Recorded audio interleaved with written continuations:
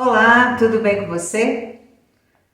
Se você tem dificuldade para criar um plano de aula de musicalização agora para o segundo semestre, você chegou no lugar certo. Nesta semana nós vamos conversar bastante sobre esse assunto. Por isso, eu quero te convidar para preencher um pequeno questionário que eu vou deixar aqui embaixo para você. E neste questionário eu vou lhe dar algumas informações mais direcionadas e precisas para que você possa pensar a respeito do seu plano de aula de música. Gostou dessa ideia? Como criar um plano de aula de música? E eu vou deixar o link aqui na descrição para você. Olá, meu nome é Celi Redondo e eu sou aqui da Caixinha Musical, um espaço especialmente criado para você que não tem formação musical, mas que quer trabalhar com a musicalização em sala de aula. Ou não especificamente em sala de aula, você pode trabalhar com a musicalização também. Essa é a ideia aqui da caixinha. Então eu convido você, mamãe, papai, titia, titio, vovó, professores que não têm formação específica em música e também os músicos que também trabalham na sala de aula e que precisam de atividades mais simples para poder trabalhar com as crianças. Se você está nesta lista que eu falei, aproveita, vem comigo conhecer o nosso plano de aula de música.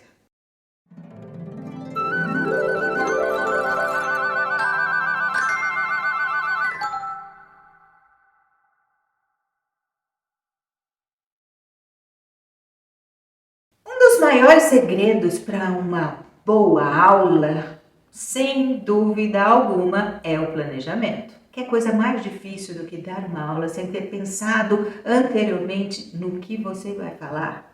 Suponhamos até que você já tenha pensado sobre o tema, mas de repente o que você planejou não deu muito certo, a turminha terminou a atividade muito antes do tempo que você imaginou. Você já passou por isso? Eu já passei.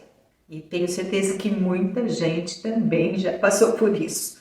E é exatamente por causa disso que nós vamos falar nesta semana sobre como criar um plano de aula. Então vamos lá. Para que você não passe por essa situação tão desconfortante, nós temos alguns itens. Vamos conversando aqui passo a passo para você entender. Primeiramente, o que é um plano de aula? Você já parou para pensar o que é exatamente um plano de aula? Logicamente que é o instrumento de trabalho do professor e é um recurso extremamente essencial para você. É uma ferramenta que descreve os detalhes, ou em detalhes, todos os elementos necessários que você vai precisar para desenvolver esse processo do ensino-aprendizagem. Como a gente fez aquela pergunta antes, você já percebeu que não dá para improvisar em sala de aula. Então, todo este planejamento tem muita importância. Por quê? Porque ajuda a organizar as aulas, sendo elas online ou não. Ela pode prever, essa ajuda, vamos dizer assim, ou este planejamento pode prever todos os recursos, as ferramentas que você vai precisar utilizar. Ele também facilita o roteiro da sua aula, começo, meio e fim. E principalmente, ele te dá a possibilidade de você fazer algumas alterações, algumas mudanças, porque ele não é totalmente fechado. Você pode fazer algumas mudanças sim, mas tem que estar tudo mais ou menos estruturado para que não haja problema. Pode ser que mesmo fazendo esse plano de aula bem estruturado, aconteça que não deu tempo de terminar.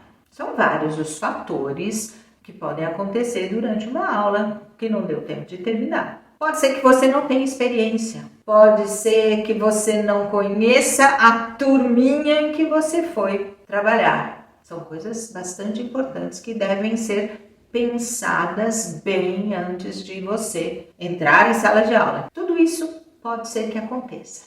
Então vamos arregaçar as mangas e começar a pensar sobre isso. Nós vamos ter que fazer uma reflexão, primeiramente, sobre o público-alvo. Falar sobre público-alvo hoje em dia é uma coisa muito em moda, muito em voga, como dizia antigamente. porque hoje todo mundo está na internet e trabalha com públicos-alvos.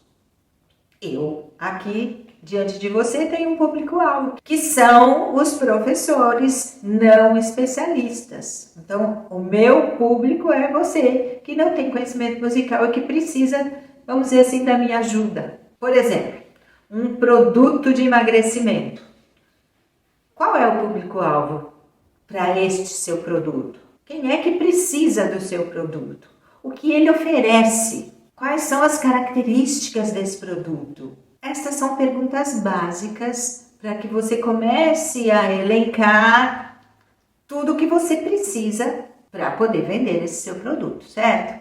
Nós, enquanto professores, estamos elencando os elementos para poder dar uma aula e que o nosso aluno entenda o que nós estamos querendo que ele aprenda, certo?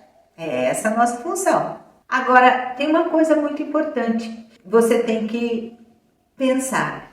Dependendo da sua resposta, o seu público-alvo pode ser diferente ou pode ser diferenciado, vamos dizer assim. Por exemplo, no caso da escola, o público-alvo pode ser professores ou os alunos. O público-alvo pode ser os alunos de uma faixa etária de 3 a 5 anos, pode ser bebês, pode ser para o maternal, que você vai dar aula, pode ser para o ensino fundamental. Então, esse público-alvo você já está caracterizando, certo? Então, vamos lá. As perguntinhas importantes. Qual a faixa etária do seu público-alvo? Outra pergunta importante. Eles já tiveram aulas de musicalização anteriormente? Eles têm algum conhecimento? Se eles tiveram uma aula de musicalização, qual é o conhecimento que eles adquiriram nessas aulas anteriormente? Importante para que você saiba da onde você vai partir, se do começo, do zero, do beabá, ou se eles já têm algum conhecimento e você pode partir desse ponto para frente. Agora vamos inverter essas questões. Vamos saber de você que está querendo fazer esse plano de aula. Quais são as suas dificuldades? Pare e pense. Você tem algum conhecimento musical específico? Você já deu aulas de musicalização anteriormente? Você toca algum instrumento? Gosta de cantar? Se considera afinado ou afinada para cantar?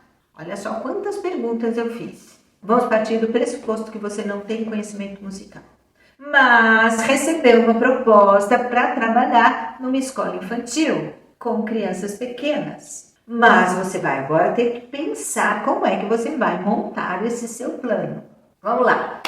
Você pode não ter um conhecimento musical específico, mas você pode dar aulas de musicalização, sim. E eu vou te dar um exemplo de que você pode trabalhar mesmo sem ter conhecimento musical. Você vai trabalhar, por exemplo, uma atividade falando sobre a propriedade do som, intensidade. Você sabia que o som tem 4 propriedades? E que essas 4 propriedades podem ser separadas, vamos dizer assim, por uma sigla ou uma palavrinha? D, I, T, A. Dita. D de duração, I de intensidade, T de timbre e A de altura. Mas nós vamos falar aqui primeiramente sobre a intensidade do som. Então eu perguntei para você, nós podemos fazer uma atividade sobre a intensidade do som? Claro que podemos. O que é intensidade? É se o som é forte ou fraco. Então você pode perfeitamente construir uma atividade para as crianças fazendo essa diferenciação, certo? Agora outra pergunta. Eu perguntei se você toca um instrumento. Você pode não tocar um instrumento específico, não toca violão, piano, flauta, ukulele. Não tem problema. Dentro da musicalização é muito possível você ter outras formas de trabalhar com as crianças.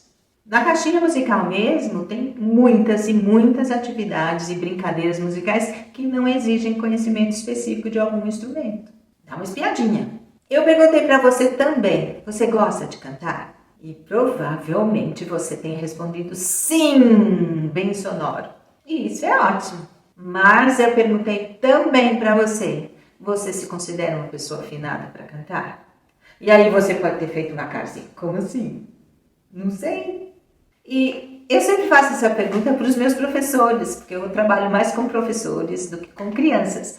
E toda vez que eu toco nesse ponto, as pessoas arregalam os olhos. Eu não sei. Se você não sabe, primeiro pergunte para quem está mais perto de você. Se essa pessoa está ouvindo você cantar, é mais afinado ou não. É um ponto delicado de se trabalhar, de se conversar, mas tão importante. Por quê? Imagine você que gosta, ama cantar, mas não percebe que você canta as notas fora do lugar. Eu sei disso porque tenho um filho que ama cantar, toca violão, que é uma belezinha, mas é incapaz de cantar as notas no lugar. Então, num modo mais grosseiro, para que você entenda, imagine que eu vou cantar Pirulito que bate-bate.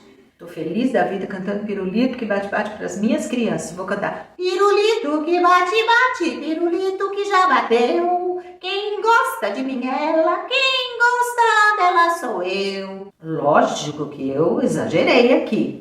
Mas você percebe que é tão importante colocar cada notinha no seu devido lugar para que a criança ouça e aprenda a cantar exatamente do modo correto?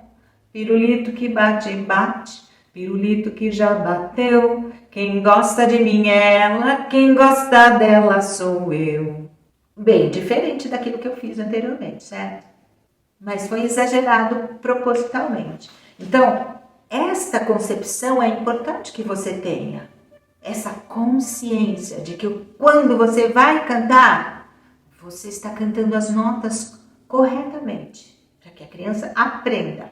Agora, vamos supor que você realmente não consegue afinar as notas. E você deve estar triste aí desse lado, porque eu queria tanto dar aula, Celi, como é que eu faço? Tem um jeito. Você vai brincar de cantar, vamos dizer assim. Tenha os áudios do que você quer trazer para os seus alunos. E coloque o áudio muito mais alto, vamos dizer, num volume mais alto do que a sua voz. Então o áudio vai superar a sua voz. E você vai cantar por cima. E as crianças vão ouvir o quê? O áudio e não a sua voz. Então eles vão aprender corretamente as notas no lugar certinho. E isso não é demérito para ninguém. Pode fazer isso com certeza. E olha, use e abuse dos CDs, dos áudios. A internet tem uma porção de músicas super interessantes para você levar para a sua turminha. Agora pense nas músicas interessantes para você levar para eles. Nós vamos falar disso depois, nas outras aulas, ok? Agora, vamos voltar para o nosso plano de aula. Suponhamos que vai ser a primeira vez que você vai trabalhar na escola infantil. Você foi contratado para trabalhar com musicalização. E você está feliz da vida por trabalhar com a criançada. Primeira coisa, converse com a sua orientadora, com a pedagoga, com a coordenadora, com outro professor. Converse muito a respeito daquilo que você vai trabalhar. Qual é a faixa etária que você vai trabalhar? Ou as faixas etárias que você vai trabalhar. Isso é importantíssimo. Converse também com o seu orientador, a sua orientadora, para saber exatamente o que eles estão esperando de você. A lei diz exatamente isso. Recomenda-se a qualquer profissional que atuar com musicalização, dominar um instrumento harmônico, cantar de forma afinada e ser capaz de atuar com instrumentos que desenvolvam a coordenação motora fina ou grossa de quem será musicalizado. Isso é o que a lei está pedindo. Agora, nós falamos, você não tem formação musical específica, mas vai atuar em sala de aula. Então, o seu plano de aula tem que ser de acordo com as habilidades que você tem. Mas não precisa ficar apavorado, nem ficar apavorada. Essa aula é exatamente para desmistificar e ajudar você a entender qual é esse processo que você precisa, principalmente munir você de materiais possíveis para que sua aula seja simplesmente maravilhosa. Percebe que você vai dar a sua primeira aula. Sua turminha, você já descobriu que eles não tiveram aula de musicalização antes, eles têm de 3 a 5 anos. Então, primeira coisa, você vai chegar para eles, vai montar essa sua atividade no seu plano de aula. E essa atividade chama assim, vamos brincar de detetive? A criançada quer saber o que é um detetive, o que faz um detetive. Você vai explicar o que faz um detetive. E no nosso caso, as crianças vão ser os detetives. Como que eles vão descobrir? O que eles têm que investigar? Eles vão investigar a questão do som e do silêncio. Os detetives deverão descobrir quais os objetos que temos em casa que produzem som e os que não produzem som. Você consegue montar essa atividade com as crianças? É claro que consegue. É perfeitamente possível, mesmo que você não tenha conhecimento musical específico. Eles vão procurar dentro de casa o que produz som e os que não fazem som e vão trazer isso para você. Você pode fazer depois, conversar com todos e ver quais são os objetos que produzem som. Vamos desenhar? Vamos pintar? Vamos fazer atividades com folha? Muito bem, nós estamos trabalhando som em silêncio aqui nessa nossa primeira aula. Gostou? Quer outras atividades assim para você que não tem conhecimento específico? Então, eu te convido para a nossa segunda aula. Você vem comigo? Vem comigo conhecer a nossa segunda aula. Até a próxima. Um grande beijo para você. Espero que tenha contribuído com você. Tchau!